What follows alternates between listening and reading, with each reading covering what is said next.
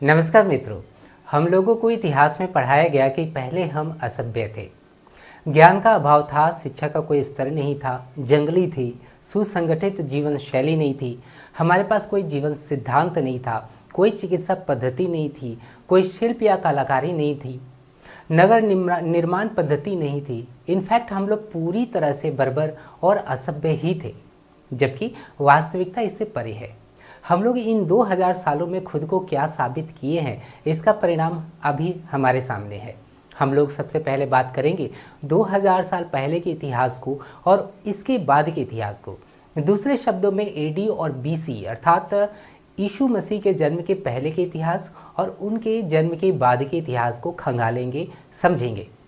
दोनों ही पीरियड्स की तुलनात्मक अध्ययन करेंगे और यह पता लगाएंगे कि 2000 वर्ष पहले समूचा मानव जाति अभी से ज़्यादा सभ्य और प्रगतिशील थे या नहीं।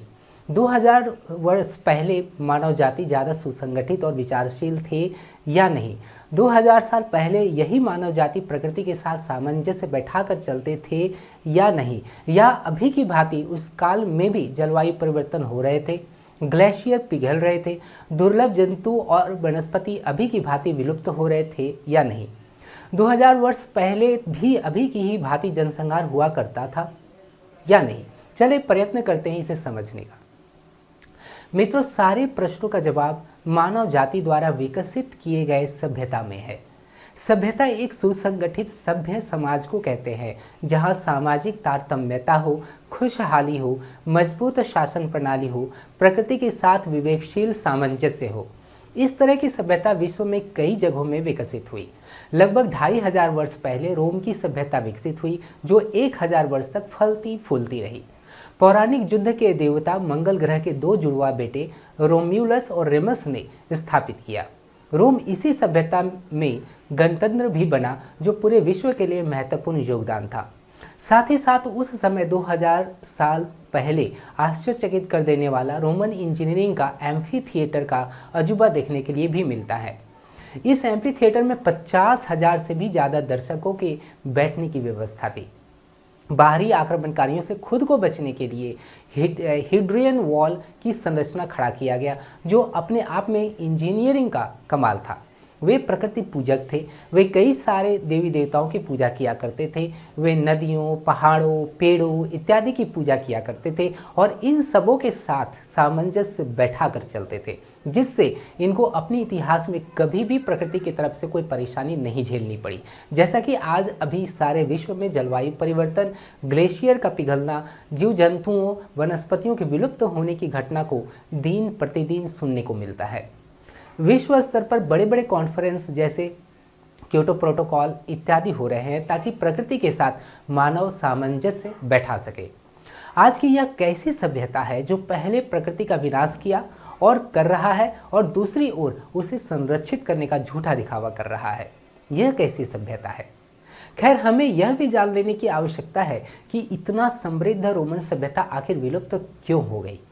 इतिहास यह बतलाता है कि 2400 वर्ष अर्थात करीब 395 एडी में रोम ने क्रिश्चियन धर्म अपना लिया और इसके बाद की क्या स्थिति रही, हम अंदाजा लगा सकते हैं। इन 2000 सालों में सबसे बड़ा नुकसान तो प्रकृति का ही हुआ, जब मानव जाति का प्रकृति प्रेम को समाप्त कर दिया गया। प्रकृति का अंधाधुंध दोहन हुआ और आज हम इसी प्रकृति को बचाने के लिए, प्राकृतिक संतुलन लाने के लिए विश्व के अलग अलग कोनों में आंदोलन चला रखे हैं, कॉन्फ्रेंस हो रहे हैं।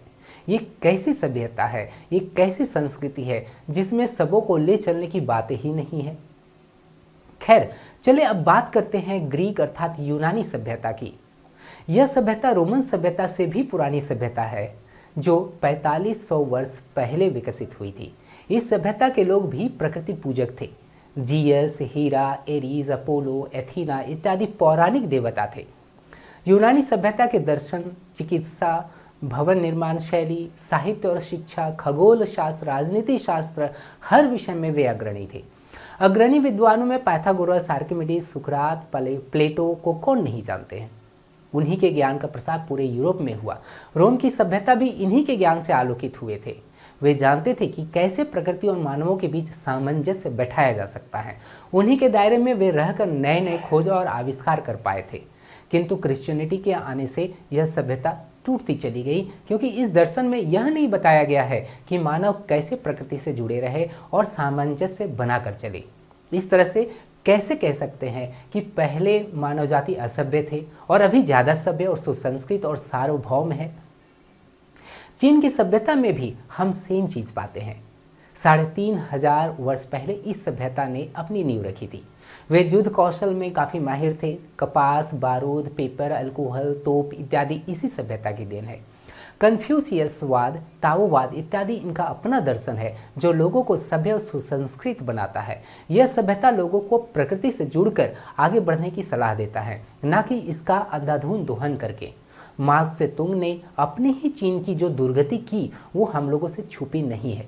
लाखों करोड़ों लोग उनकी गलत नीतियों और तानाशाही के कारण काल के गाल में चले गए। कैसे हम कहते हैं कि आज की मानव सभ्यता ज़्यादा सभ्य और सुसंस्कृत है? अवश्य विचार करें। अब मित्रों बात करते हैं मेसोपोटामिया की सभ्यता की, जिसके बारे में कहा जाता है कि यह विश्व की पहली विकसित होने वाली सभ्यता थी जो आज से 5500 वर्ष पहले विकसित होना शुरू हुआ था। इसका विस्तार इराक, सीरिया और तुर्की तक था। इसी सभ्यता के बारे में कहा जाता है कि इस सभ्यता के लोग कृषि प्रणाली को विकसित किया, जानवरों को पालतू बनाना प्रारंभ किया। वे महान कलाकार थे, वे भी प्रकृति पूजक थे। एनलील, नीनहरसाग, नन्ना, उतु इत्यादि प्राकृतिक देवता थे। इस तरह से वे प्राकृतिक संरक्षक थे। वे ही विश्व में सर्वप्रथम नगर निर्माण को विकसित किए थे। किंतु 7वीं शताब्दी में यह सभ्यता भी नष्ट हो गई और इस्लामियत यहाँ आ गई और प्रकृति के प्रति जो सामंजस्य था वो खत्म हो गया। और हम यह भली भांति जानते हैं कि अभी इराक, सीरिया, तुर्की और इसके आसपास के इलाकों की क्या स्थिति है। इन प्रांतों की वर्तमान स्थिति को देखते हुए यह विचार करें कि आज की मानव सभ्यता पहले से ज़्यादा सभ्य है या असभ्य है। मित्रों, अपनी भारतीय सभ्यता अर्थात सिंधु घाटी की सभ्यता के बारे में बिना चर्चा किए व्याख्यान थोड़ा अधूरा रह जाएगा। हमें इस बात पर गर्व होना चाहिए कि कई सौ वर्षों के अनवरत आक्रांताओं के बावजूद भी हमारी संस्कृति, हमारी सभ्यता अभी भी जीवित है। दुनिया की अन्य सारी सभ्यताएं या तो पूर्ण रूपेण नष्ट हो गई है या उनके अंश मात्र ही शेष रहा है। मित्रों, हमारी महान भारतीय सभ्यता लगभग 5500 वर्ष पहले विकसित हुई और इसका विस्तार दूर अफगानिस्तान तक था। 1.25 लाख किलोमीटर तक की सभ्यता का विस्तार था। मेसोपोटामिया, मिस्र और हमारी सिंधु घाटी की सभ्यता ये 3 विश्व की प्राचीन सभ्यताएं हैं। किंतु दुर्भाग्यवश मेसोपोटामिया और मिस्र की सभ्यता कालांतर में अपना अस्तित्व किसी विशेष सोच के कारण से खो दिए। किंतु हमारी अभी भी जस की तस खड़ी है।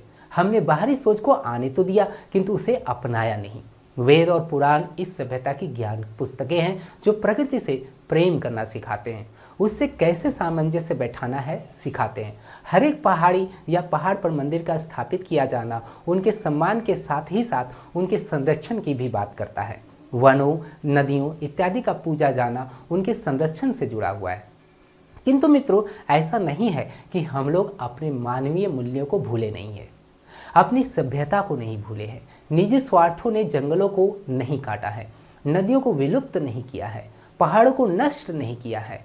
हमने ये सभी चीज़ें किया है जिसका खामियाजा हम आए दिन भुगत रहे हैं। कभी उत्तराखंड की तबाही, तो कभी सुनामी, तो कभी अनावृष्टि, तो कभी भीषण सुखाड़ इत्यादि इत्यादि।